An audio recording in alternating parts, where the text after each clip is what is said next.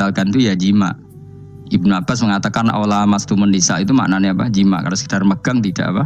Batal. Dan itu diikuti Muhammadiyah sebagian firqah dalam Islam. Makanya rasa gede teman-teman. Tapi kita juga kita semua pasti Syafi'i.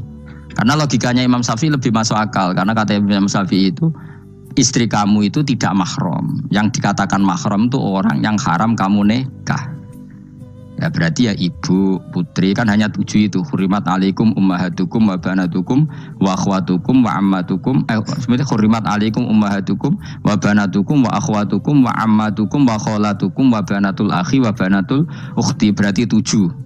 Nah wong Jawa ngitung mau 4. Kita cara wong Arab itu 7. Berarti kan ibu, ya, ibu, putri, saudara putri kamu, bule dari bapak, bule dari ibu, ponaan dari saudara lelaki, ponaan dari saudara istri perempuan.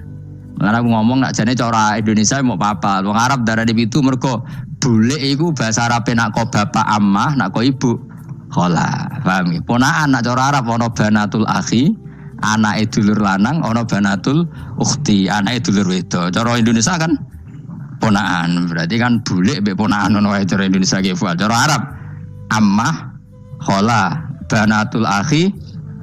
Ya, mulane Indonesia fikih luwih gampang apalane. Papat kan. Mergo bule ponaan. Iku entuk wong papat. Ya bule cek min jihatil ab, cek min jihatil om. Ponaan cek min jihatil ah, cek ukhti. Tapi cara Arab iku ammah khola. Ana ponaan kok dulur lanang, ponaan kok dulur wedok. Mulane diitung loro wa banatul akhi. Lah itu jenenge mahram, orang yang haram dinikah. Lah orang yang haram dinikah ini kalau kamu nyekel ponaan, bulik bude tidak batal. Nah istri kamu itu adalah orang yang boleh kamu nikah. Berarti statusnya ajnabiyah, orang lain. Mulane oleh mbok keloni, oleh mbok jima bojomu. Karena orang lain. Nah karena berstatus orang lain ini cara Imam Syafi'i membatalkan wudu. Paham gitu nggih? Itu cara berbeda. Jadi yang enggak membatalkan wudu itu yang mahram. Mahram itu siapa? Orang yang haram dinikah. Nah berhubung istri itu boleh dinikah, berarti status fikihnya ajnabiyah, orang lain. Paham ya? Soal oleh dijima itu karena ada akad tadi, akad nikah tadi. Makanya dawuh Kanjeng Nabi fa innakum akhadtumuhunna bi amanatillah wastahlaltum furujahunna bi kalimatillah. Jadi halalnya dijima itu karena akad nikah. Tapi statusnya dia tetap ajnabi ya, orang lain. Buktinya orang lain lagi nak mati, idahnya selesai ya oleh rabi meneh. Engko bojo keduane matina ya rabi meneh. Makanya enggak tahu dia kalau di surga ikut siapa kalau nanti. Sing jelas gak melok sing neraka gitu.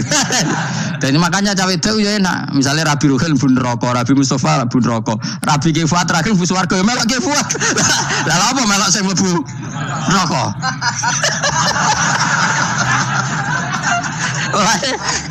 Wong wedok iso oportune sapa? Takoki pangeran, ki bojone sapa? Sing nang swarga sinten Gusti? Lha kok Fuad, nggih niku mawon. Dhewe wedok ya ana enake kok karek milih kok siapa. Engko nek swargane beda kelas yo milih sing dhuwur. Ya dadi wong wedok ya ana enake. Nah, tapi kita sebagai wong alim iku nek ditakoki, Gus kalau saya haji gimana? Sebujum cekeli wae, pas tawaf itu intikal madhab. Jadi kita ini unik. Fatwa intikal madhab khusus tawaf. Ngono intikal khusus itu ya nama Indonesia orang. Makanya alhamdulillah kita ini ditunggoni wong alim-alim. Sampai intikal madhab saja kita punya referensinya. Terus ada lagi madhab Syafi'i yang agak ringan. Begini, aula mastumun nisa itu kan khitab pada subjek gitu. Saya ulang lagi ya. Ada yang mengatakan aula mastumun nisa khitab pada subjek, pada pelaku. Allah tidak membicarakan objek. Itu kan urutannya ayat kan gini. Wahai orang-orang yang beriman, jika kamu pelaku. Ya jika kamu dari kamar mandi atau nguyuh ngising, maka wudu kamu batal. Oke, berarti kamu pelaku kan? Pelaku nguyuh dan pelaku ngising. Atau kamu memegang perempuan. Allah kan hanya cerita kamu, maka yang batal ya pemegangnya, bukan yang dipegang. Misalnya gini, saya bilang kamu, "Hen kowe aja ngambung cawe wedok ayu." Ketika ruhin ngambung, sing dosa sing ngambung apa sing diambung? Sing ngambung. Di mana-mana pelaku itu yang kena hukum. Sing diambung kan gak dosa, musibah kan. Wong diambung rugen ku isin lho. Nah kan gak mungkin aku mending ini. Misalnya saya jadi polisi Aceh, polisi syariat, kan gak bisa mentakzir perempuannya tadi. Ono wong ayu ning bis, rugen gak kuat terus diambung. Ini yang ditakzir, nanti kan kamu polisi syariat, yang ditakzir yang ngambung apa yang diambung? Sing ngambung. Meskipun rugen iso berdalih, salam ayu. Jajal kowe elek. Di mana-mana hukum itu hanya kena pelaku. Sehingga ada ulama yang berpendapat yang batal itu yang memegang, bukan yang dipegang. Sehingga dalam konteks kamu tawaf, kok disentuh perempuan, berarti yang menyentuh batal, kamu tidak. Atau kamu menyentuh perempuan, kamunya batal, yang disentuh. Maka ada ulama mengatakan aula masumun nisa wa hadzal khitab muwajjahun lil lamis, yang memegang, bukan yang dipegang. Karena tren hukum kan pasti yang kena hukum itu yang pelakunya, bukan objek. Paham ya?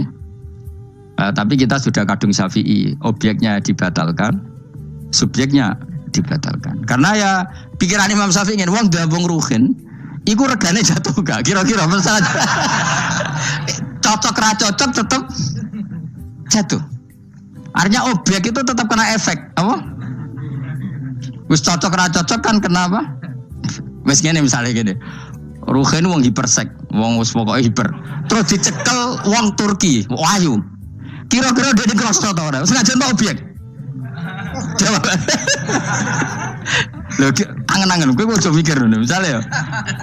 Rohin, Mustafa lah, khusyuk lah. Kowe bos, kowe terus digandeng wong wedok Turki ayu. Krosot gejel ta ora? Kowe objek lah. Krosot.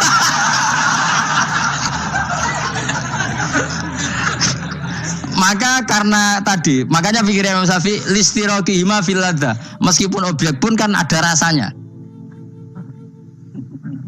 Oh, mesti udah setuju loh. Mungkin uteke do mesum.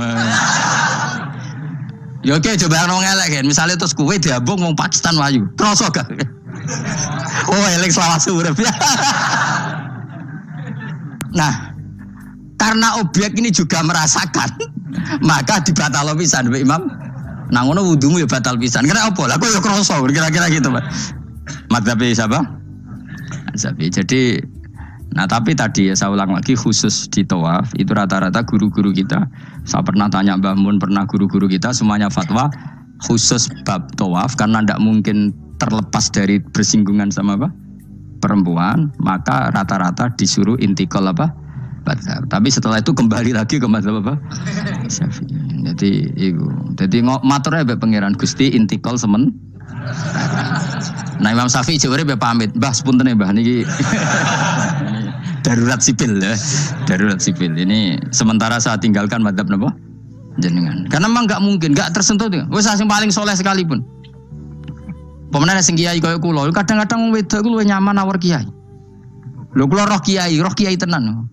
Iku wong lanang wedok mulai setengah baya sing ayu sampai sing perawan sampai sing tuwa juga gandeng kiai. Dadi entuk wong papat sekaligus. Ya apa?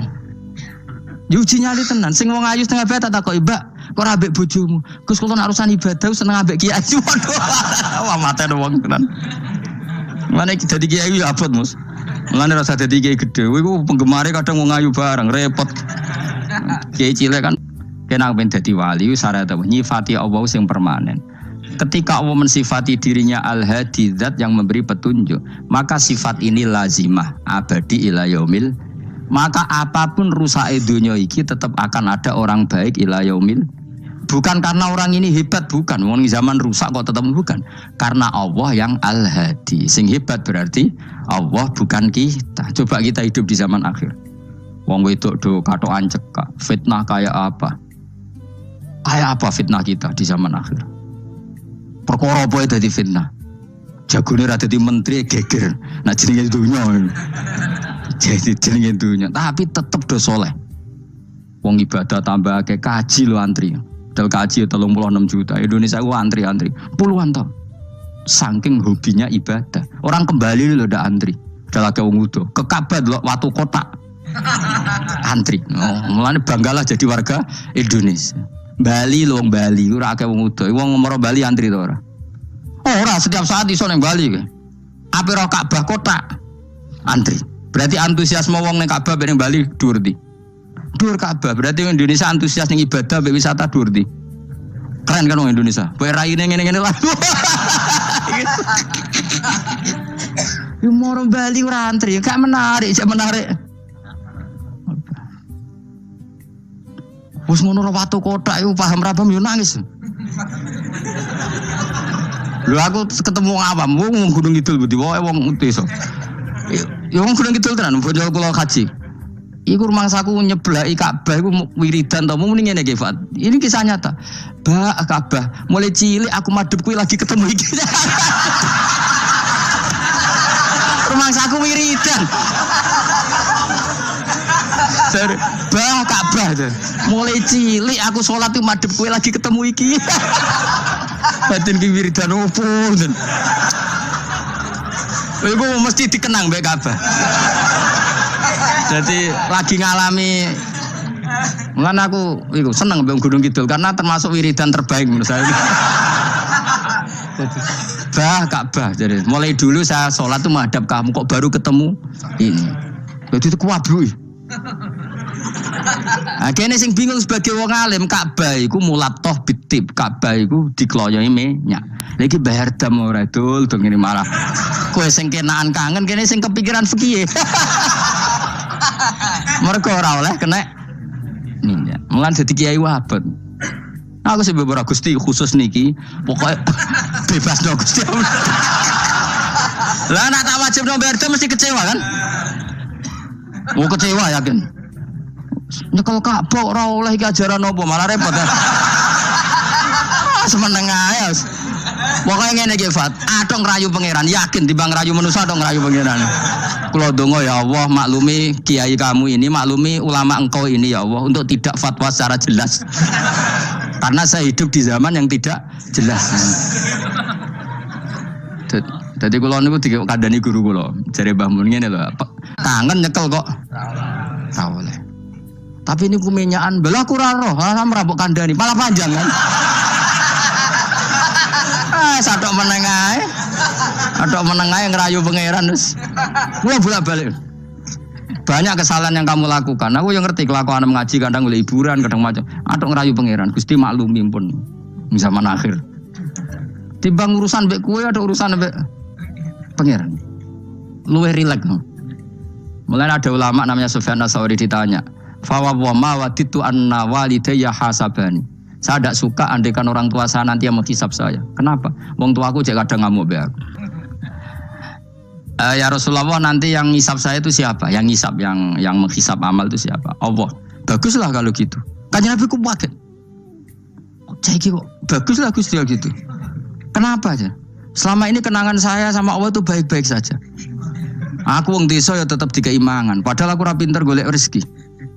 Aku ya tetap urip, padahal ora tau tuku nyawa. Pokoknya baguslah Gusti Nabi kalau yang ngisap Allah. Selama ini kenangan saya sama Allah itu baik-baik saja.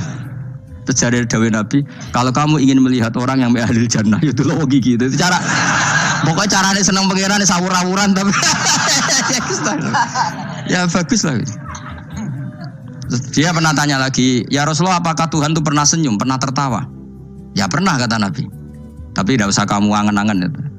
Terus kata wong desa tadi, lan na'dima min rabbin yadhak khairan. Kalau Allah pernah tertawa, pasti orang yang bisa tertawa itu kebaikannya banyak. Sing ra iso sing ra kebaikan wong sing gremeng terus. Jadi intinya dia nyifati Allah itu sesuai versinya sendiri. Tapi Nabi kadang seneng perkarane emang baguslah kalau ngisap Allah. Kenapa jadi? Kenangan Allah sama saya selama ini baik-baik saja. Mesti dene ngrasa wong desa ya mangan, jadi mripat loro, ya irung, ya pokoke dene gampang syukur. Wong aku ora iso ge mripat ya dikai mripat. Aku ora iso di tangan ya dikai tangan. Jadi kadang wong desa iku cara iman lebih. Lho elemen iman kurang ajar. Imane wong kota iku kadang saene dhewe. Syukur ngenteni diangkat dadi menteri, dadi pejabat. Kaya kowe ini syukur ngenteni kreditem lunas kan keribetan. Wong desa gak. Kenapa kamu mengatakan Allah baik? Ya Rasulullah aku ora tau kepen di mripat ya dikai di mripat. Ora kepengin duwe tangan ya dikai. Selama ini baik-baik saja.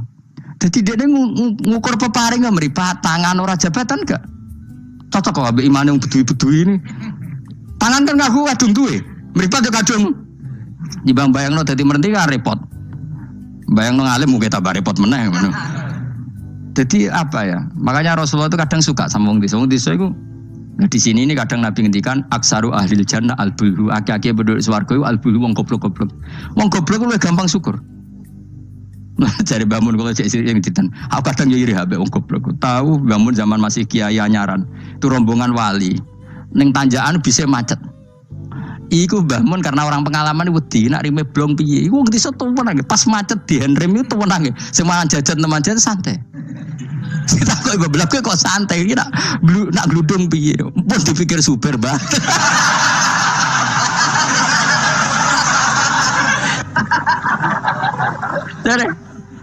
Dari bangun. Kok enak dadi wong apa? Goblok.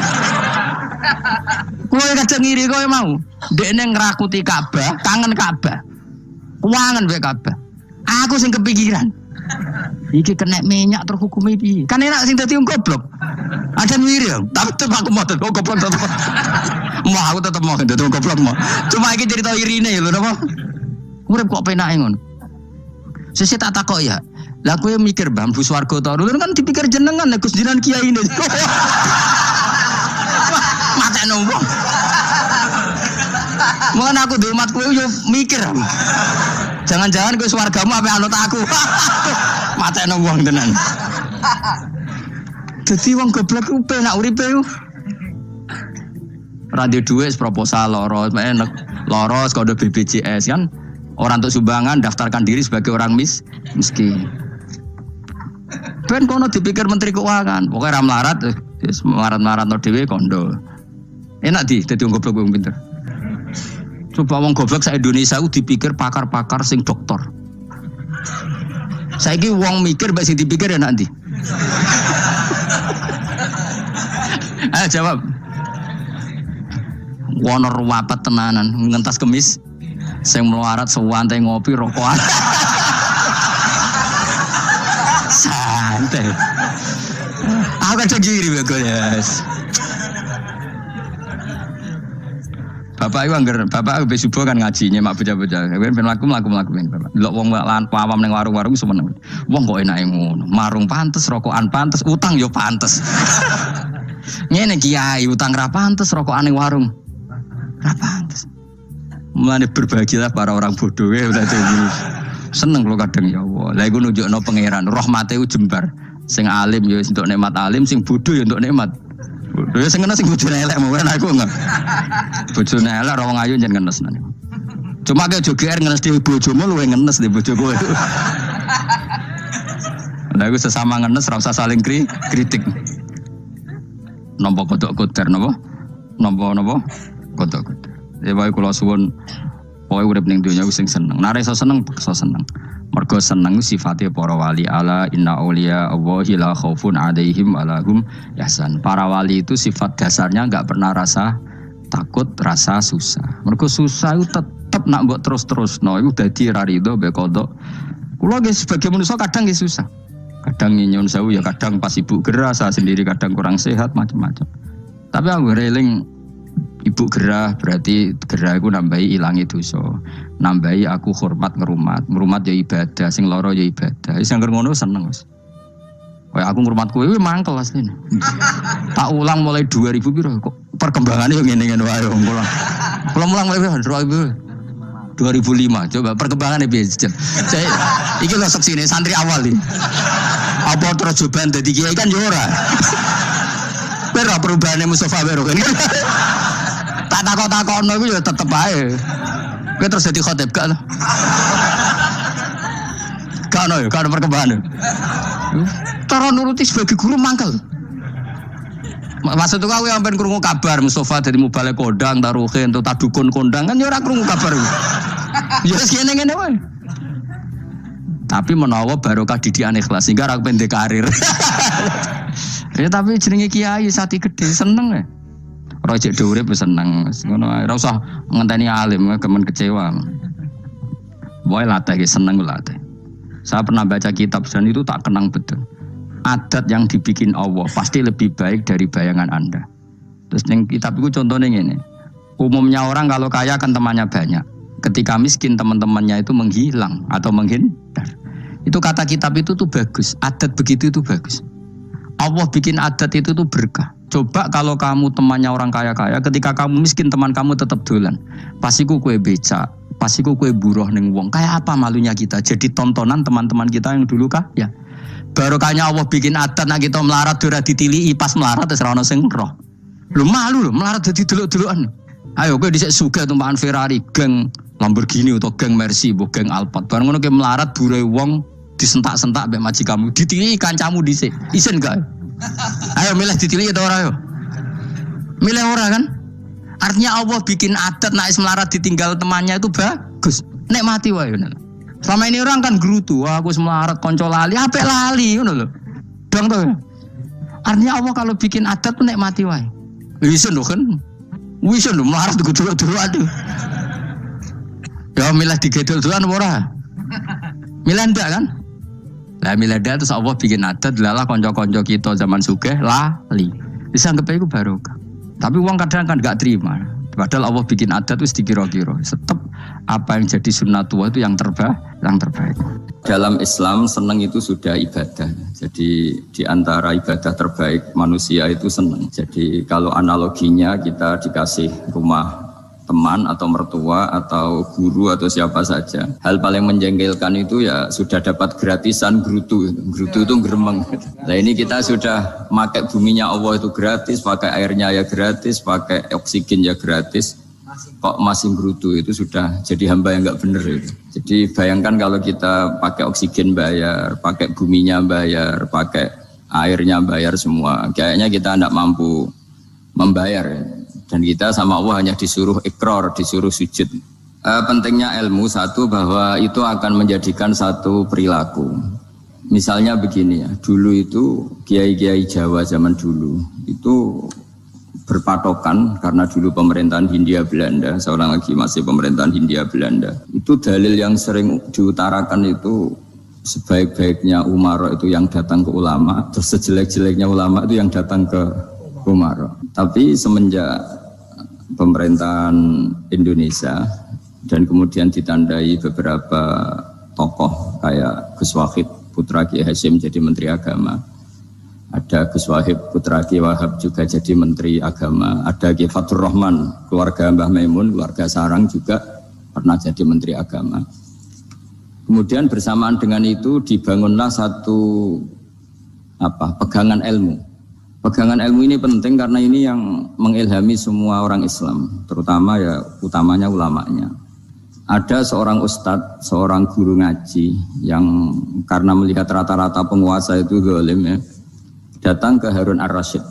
Ini perlu disemak, datang ke Khalifatullah atau Amirul Mukminin Harun Ar-Rasyid. Karena beliau seorang raja tentu terduga lah atau ya umumnya atau gimana lah istilahnya itu ya rata-rata ya agak seenaknya namanya raja, namanya penguasa. Ini dalam pikiran ustadz itu tidak mesti dalam fakta. Kemudian si ustadz itu matur ya Amirul Mukminin inni nasihun lak famusyaddidun alaika fala tajidanna fi nafsika syai'an. Saya ini mau nasihati Anda, kemudian saya cara nasihati itu keras. Tolong jangan dimasukkan hati. Dia bilang famusyaddidun alaika. Saya nanti kalau nasihati itu keras sekali. Tolong dimaklumi karena ini penting karena Anda harus dinasihati secara keras. Tapi sebelum nasihat itu diutarakan kata Harun Ar-Rasyid karena beliau Bani Abbas dan beliau orang alim termasuk muridnya Imam Malik. Kata Harun Ar-Rasyid, uskut, kamu diam. Setelah itu ngutus orang yang lebih baik ketimbang kamu, yaitu Nabi Musa, ke orang yang lebih jelek ketimbang saya, yaitu ke Fir'aun. Itu saja harus pakai etika faqula lahu qawlan layyinan. Kamu harus ngomong yang halus. Jadi intinya ini Harun Ar-Rasyid komplain. Kamu itu kalau jadi ustadz ngaji kira-kira gitu. Jadi betapa baiknya orang dulu memahami Quran. Jadi Quran itu dibaca, kemudian kita mungkin baca terus jadi cerita, mungkin ada yang baca jadi perilaku, ada yang baca kemudian itu mengilhami, membentuk. Nah kira-kira itulah yang membentuk kiai-kiai alim di NU, di beberapa pesantren maupun orang-orang alim di luar NU. Asal ngajinya dan bacanya seperti kita, pasti seperti itu. Karena cara berpikir tadi sudah. Jadi akhirnya si ustadz tadi keluar dan minta maaf, anta a'lamu minni. Ternyata engkau lebih alim ketimbang saya. Jadi kalimat famusyaddidun alika, saya akan keras cara memberi nasihat, itu yang diket, yang dipotong, yang dibatalkan atau yang diralat oleh Khalifatul Harun ar-Rasyid. Yaitu dikatakan innallaha ta'ala arsalaman huwa khairun minka ila man huwa syarrun minni. Yaitu Allah mengutus orang yang lebih baik ketimbang kamu, yaitu Nabi Musa, ke orang yang lebih jelek ketimbang saya, yaitu Fir'aun. Itu pun harus faqula lahu qaulal layyinan. Cara berdakwah harus dengan kata-kata yang halus, yang lembut, yang indah. Dan dengan kata-kata itu diharapkan la'allahu yatadzakkaru aw yakhsha. Semoga yang didakwai menjadi ingat. Sehingga dengan kemampuan ilmiah seperti ini menjadi pegangan bersama bahwa kita sebagai dai atau sebagai tetangga atau sebagai sama-sama warga Indonesia, bawaan kita memang harus faqula lahu qaulal layyinan la'allahu yatadzakkaru aw yakhsha. Kemudian dalam disiplin ilmu yang lain, halus itu tidak kuat. Angin itu ya halus, tapi kalau di manage itu jadi kekuatan yang dahsyat. Begitu juga air dan sebagainya. Sehingga tidak perlu khawatir terus kalau dakwah halus itu tidak punya efek yang signifikan. Tidak juga. Allah Ta'ala itu pengelola angin. Angin itu kekuatannya dahsyat. Sehingga Nabi Sulaiman yang banyak memanfaatkan angin. Mulai rem, mulai apa saja. Sehingga dari cerita saya ini kemudian terus kiai-kiai itu membentuk dakwah termasuk di ekonomi dengan cara yang rileks. Nah cara rileks itu satu tentu dimulai dengan ilmu. Misalnya begini, saya beri contoh. Ketika ada orang melafadzkan kalimat la ilaha illallah, tiada Tuhan selain Allah. Kemudian kalimat ini mungkin kalau orang NU baca itu rutin ya, karena kiainya kelamaan ya yang ikut sambil tidur ya. Kalau tahlil itu disebut kiai tertentu itu mesti yang belakang wah suwi itu kalau kiai itu lama itu. Nah kiainya juga karena jadi lakon ya kan lebih semangat karena pegang mic. Biasanya gitu di NU itu. Kalau khotib mesti semangat karena yang pegang mic, yang dengerin mesti ngantuk karena monoton gitu. Karena yang mendengerin sudah tahu pasti nyuruh baik meninggalkan yang jelek. Jadi ilmunya sudah disimpulkan dulu.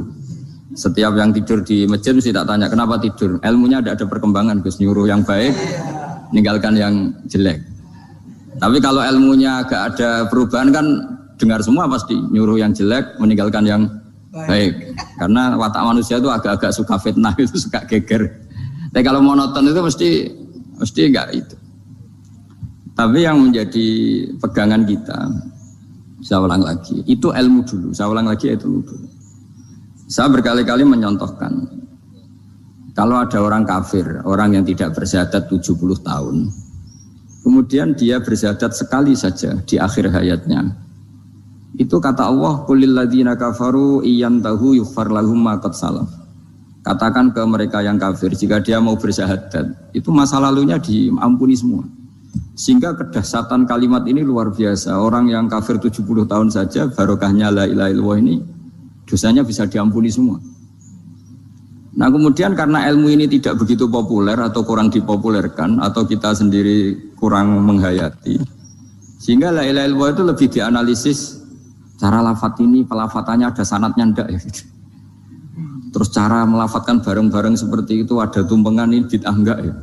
Jadi pertanyaannya sudah tidak tentang keramatnya atau sakralnya atau fadilahnya la ilaha illallah, tapi sudah macam-macam. Dan cara seperti ini ada hadisnya enggak, legal enggak, terus ada sanadnya enggak.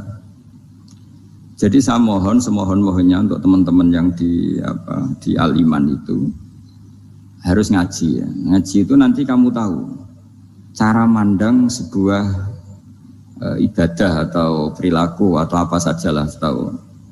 Karena al-ilmu yurisul ahwal, ilmu itu bisa mengilhami cara pandang.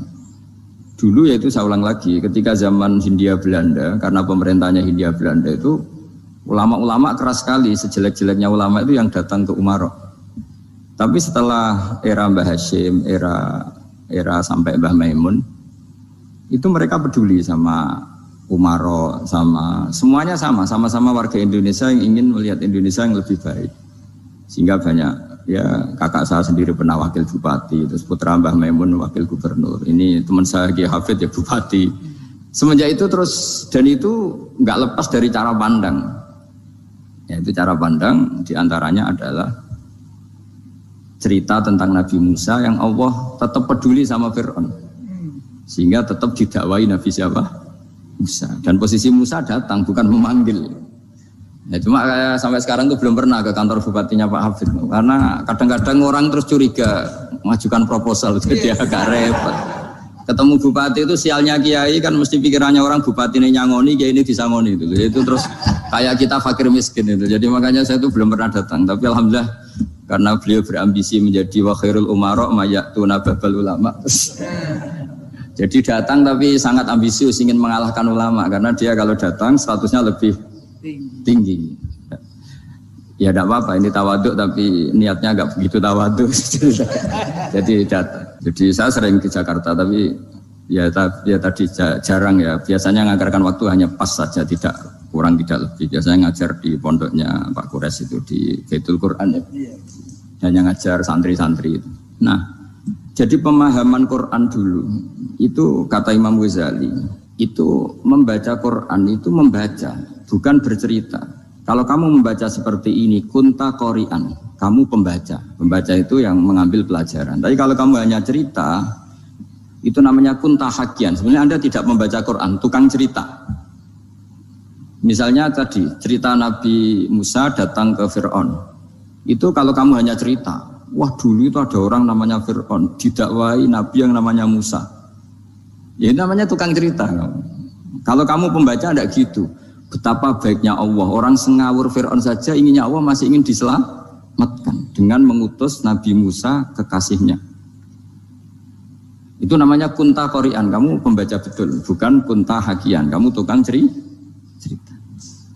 Begitu juga seterusnya tentang Quran ayat-ayat seterusnya. Sehingga yang diharapkan dari pembacaan Quran itu memang kita sebagai ahli baca, ahli mu'tabir ya, ahli yang ngambil pelajaran, bukan tukang apa? Cerita. Sehingga dulu ketika Sayyidina Umar radhiyallahu anhu ketika membuka Baitul Maqdis atau Baitul Muqaddas dan diajak syukuran, pesta-pesta makan itu. Beliau enggak mau. Ketika ditanya kenapa engkau enggak mau? Alasannya itu langsung beliau baca Quran. Jadi Rasulullah itu pernah enggak makan sampai 3 hari. Terus ditanya oleh sahabat, lalu kekuatan engkau bisa hidup apa? Terus menghentikan al-aswadani, maksudnya itu tamar dan air, hanya makan kurma dan air.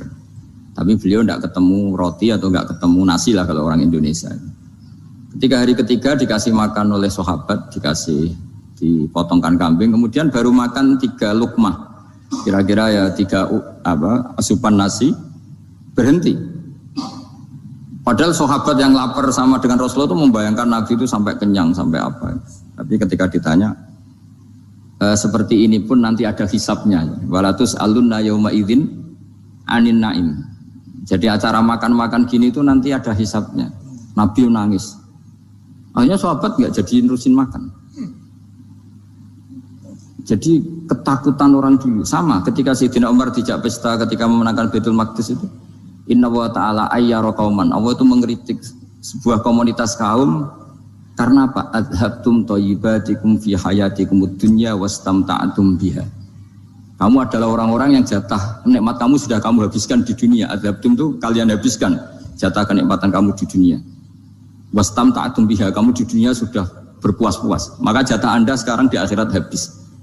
Sehingga Sayyidina Umar enggak mau pesta-pesta karena takut jatah nikmatnya habis. Kata beliau terus astabqi thayyibati, akan saya sisakan sisi-sisi kebaikan saya supaya tidak habis. Corong Jawa itu aja dientek-entekno biar jatahnya masih. Sehingga di dunia kiai itu ya meskipun saya akrab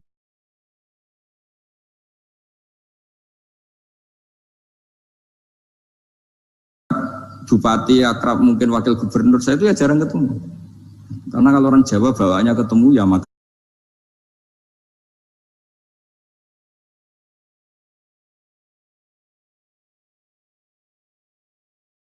makan guyon-guyon. Ku nak keterusan ras mlebu swarga. Ya, jadi itu ilmunya kiai.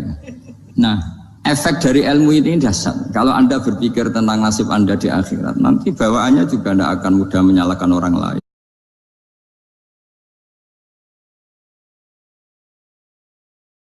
Qala radhiyallahu anhu la yakun